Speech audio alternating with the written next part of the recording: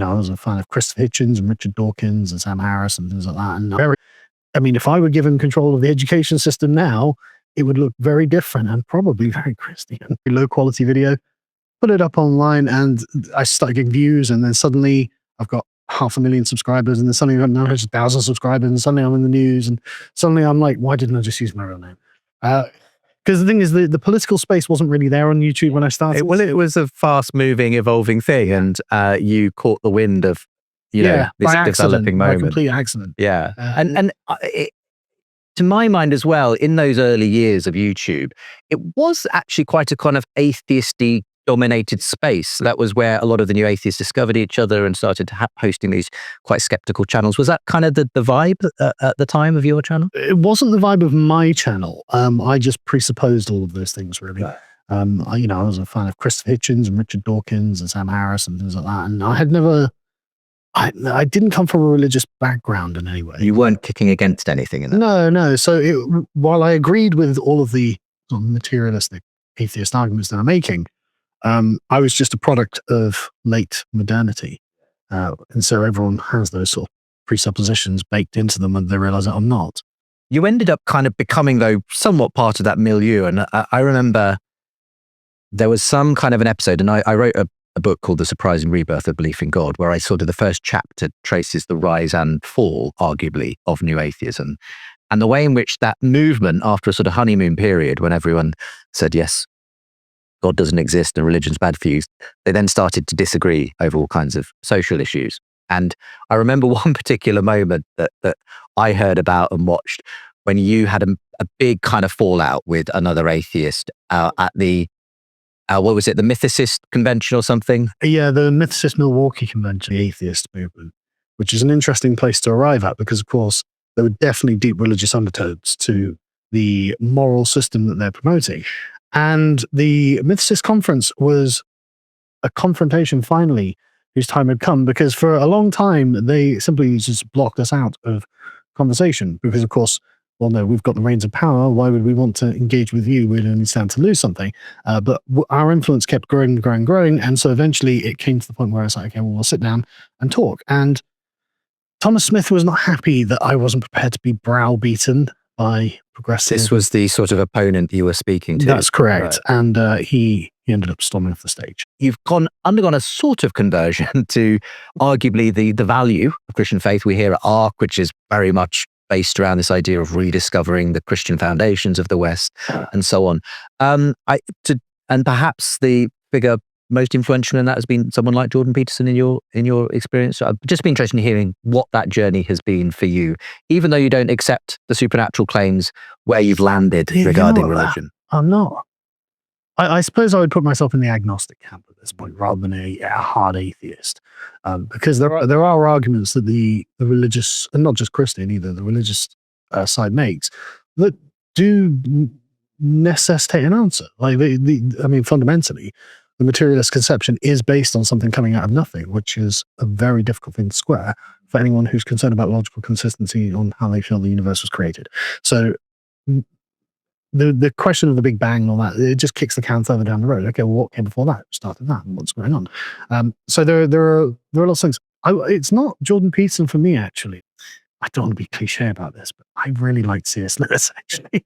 I read Chesterton and found him a bit of a bore, actually. I suppose one of the things that's become clear to me is that the story that the New Atheist told just didn't have the power to actually move people, and it didn't tell a story. There was a kind of a non-story at one level.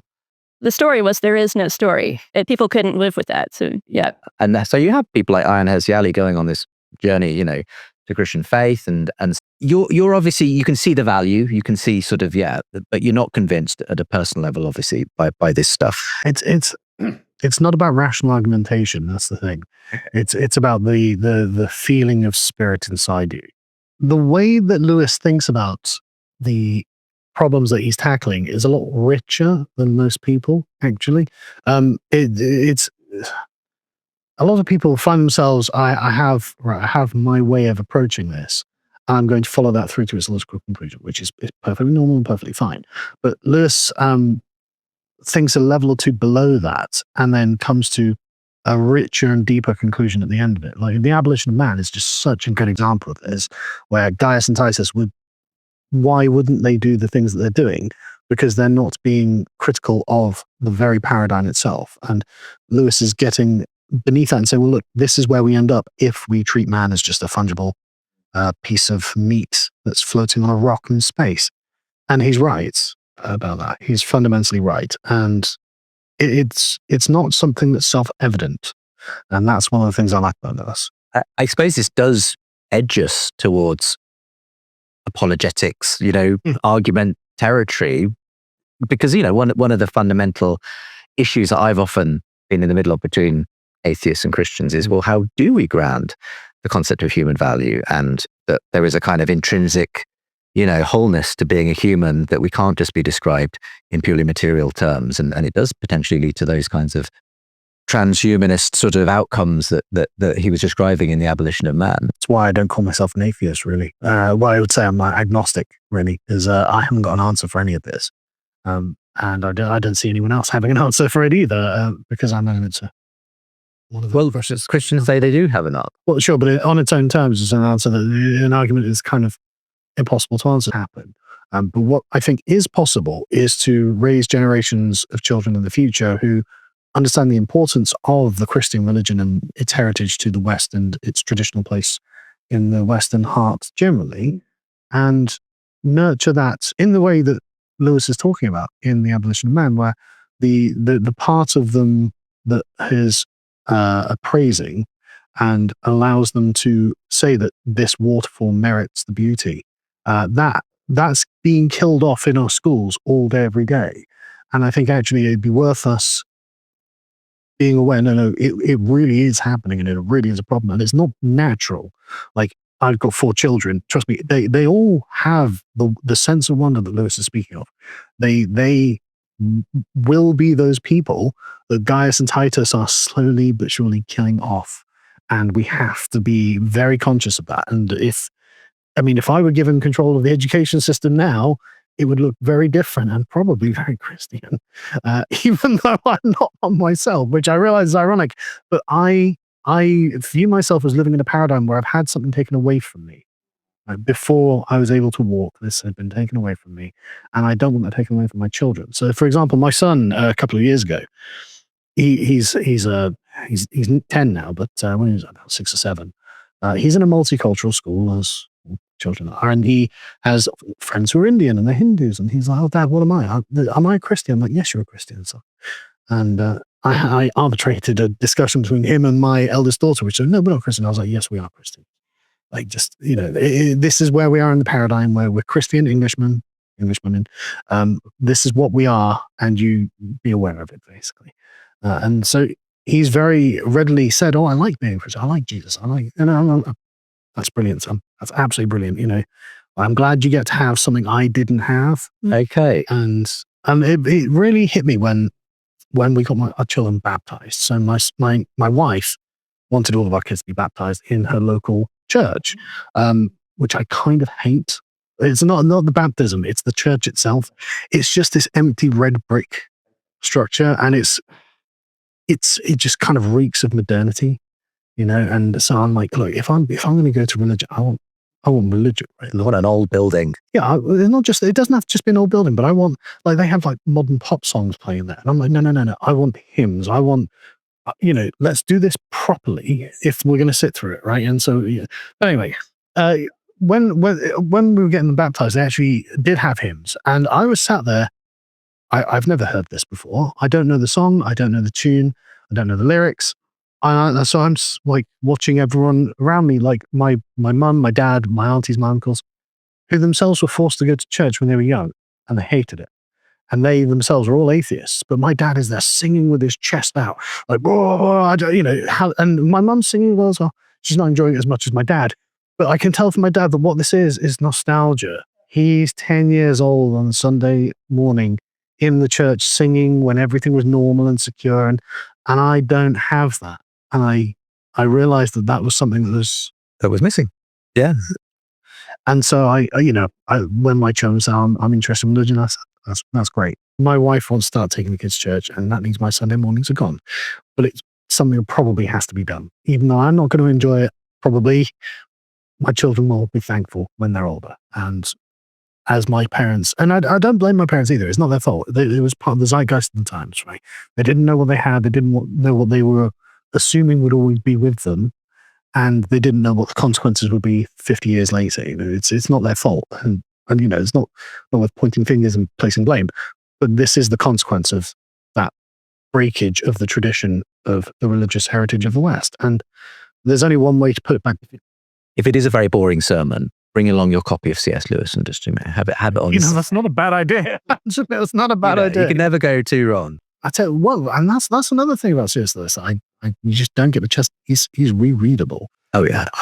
So sorry, chuffed and fouls. I've been reading the letters of C.S. Lewis recently. It's a wonderful volume if you get a chance to read it. And like every other letter, I'm like, this is so relevant to right now. It's like, this was written in 1940, but it could have been written for today. Normally, I'd not feature someone until they themselves convert to Christianity, but given that Carl Benjamin, as his son, seemingly professing faith in Jesus, he's going to church singing hymns after previously speaking at atheist conventions, I do think he's well on his way. The acts of the flesh are obvious: sexual immorality, impurity and debauchery, idolatry and witchcraft, hatred, discord, jealousy, fits of rage, selfish ambition, dissensions, factions, and envy, drunkenness, orgies, and the like. I warn you, as I did before, that those who live like this will not inherit the kingdom of God.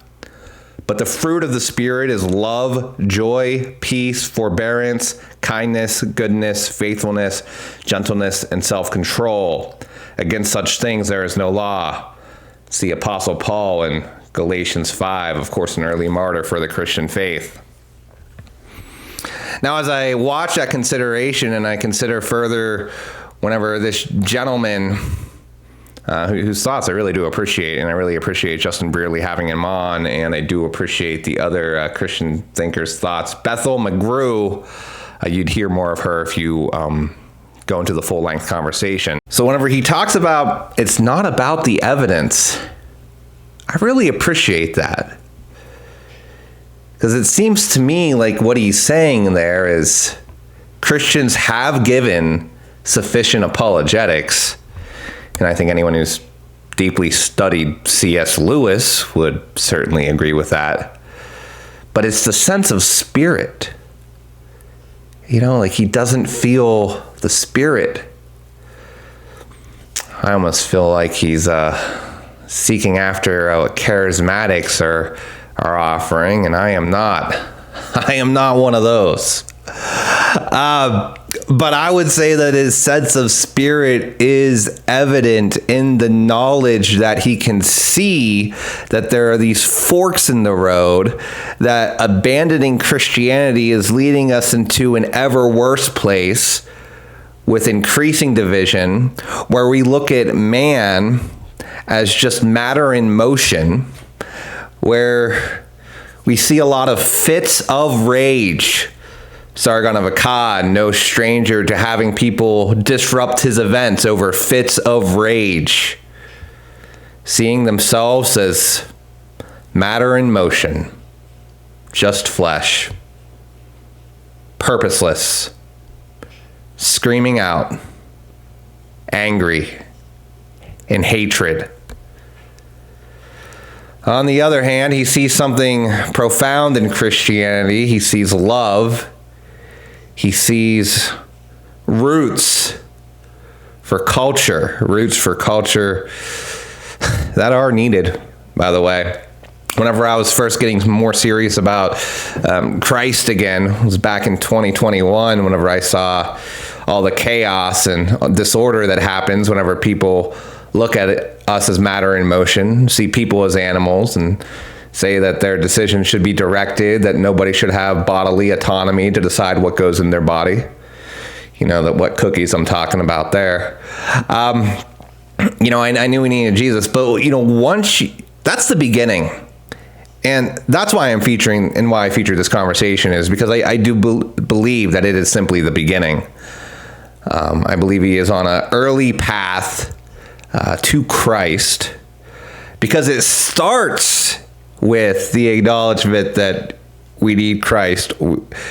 We need Christianity to save us. Before you say we need Christ to save us, you say we need the Christian faith to save us, and the grounding that it provides.